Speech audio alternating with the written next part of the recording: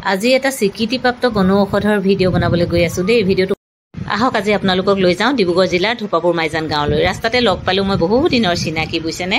মোৰ ভণ্টিও আছে লগতে দেই। তাৰপিছতে আহি পাই গ'লোহি মই ধোপাপুৰ মাইজান গাঁও, আৰু তাতে মই চাৰু দত্ত বাইদেউক লগ কৰিলোঁ। চাৰু দত্ত বাইদেৱে আচলতে যিবিলাক মানুহক ডক্টৰে বচাব নোৱাৰে বা ডক্টৰে হাত দাঙি দিয়ে নহ'ব লৈ যাওক বুলি ঘৰলৈ, তেনেকুৱা ধৰণৰ মানুহবিলাকক বন ঔষধিৰ দ্বাৰাই চাৰু দত্ত বাইদেৱে আৰোগ্য কৰি আহিছে।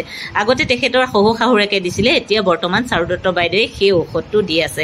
সেই ঔষধটোত কেনেধৰণৰ আচলতে গছ ব্যৱহাৰ কৰে আৰু বেমাৰটোনো কি, কেনেকুৱা ধৰণৰ মানুহ ভাল কৰিছে, কিমান মানুহ ভাল কৰিছে, কেতিয়াৰ পৰা দি আছে, সকলোবিলাক আমি আপুনি স্পষ্টকৈ কৈ দিয়কচোন। বলিয়া মেচকু বুলি কয়। হয়, নিমুনিয়া আচল যেতিয়া হয় মানুহ বলিয়া হৈ যায়, মানে ভুল বকে মুখে পগলা মানুহৰ নিচিনা হৈ যায়। সেই তেনেকুৱা অৱস্থাৰ মানুহে মানে খালে দৰৱটো ভাল হয়। বলিয়া মেচকুৰ বুলি ক'লে তেখেতে মানুহ মানে পলাপ বকে, মানে ভুল বকে আচলতে। বাইদেউ কথাখিনি আপোনালোকে শুনিলে। শান্তশিষ্ট, গহীন, গম্ভীৰ, ভদ্ৰ এগৰাকী মহিলা, বুজিছেনে? বাইদেউ কথাখিনিত খুব সহনশীলতা আছে, খুব ঠাণ্ডাকৈ কথাবোৰ কয় আচলতে বাইদেৱে। এখেতৰ মানে যিটো ঔষধ বন ঔষধি সেইটো স্বীকৃতিপ্ৰাপ্ত। বহুত দূৰৰ পৰা মানুহ আহে, বহুত দিন। আহক এতিয়া গছকেইজোপা চাওঁগে, কোনকেইজোপা গছেৰেনো বাইদেৱে মানুহক জীৱন দান দি আহিছে চাওঁচোন আহক। এজোপা দেখিবলৈচোন গোটেই ঘাঁহজোপাৰ নিচিনা, দেখিছেনে? বাইদেৱে এজোপা ঘাঁহ বনৰ গছ বুলি কৈছে। এনেকুৱা গছবিলাক বাইদেৱে ৰুই লৈছে আচলতে।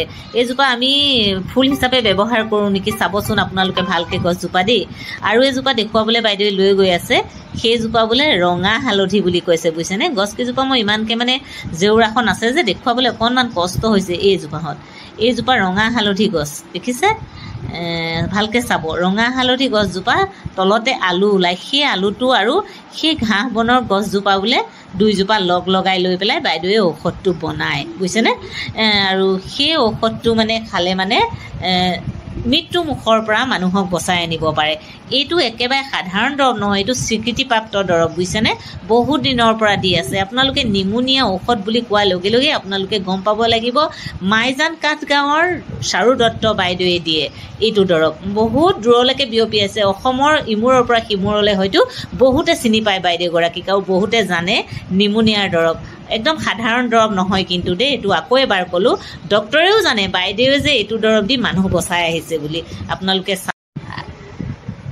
আৰু আগতেতো এনেকুৱা হৈছিলে ডক্টৰে নোৱাৰিলে মানে এই বাইদেউহঁতৰ ঘৰলৈ পঠাই দিয়ে। ঠিক তেনেকুৱা এটা পৰ্যায়ো হৈছিলেগৈ, বুজিছেনে? আগতে মানে আগৰ দিনত ঠিক তেনেকুৱা আচলতে আপোনালোকৰ যদি কাৰোবাৰ তেনেকুৱা যদি সমস্যাই দেখা দিয়ে, লগালগ আপোনালোকে চাৰু দত্ত বাইদেউৰ লগত যোগাযোগ কৰিব পাৰে।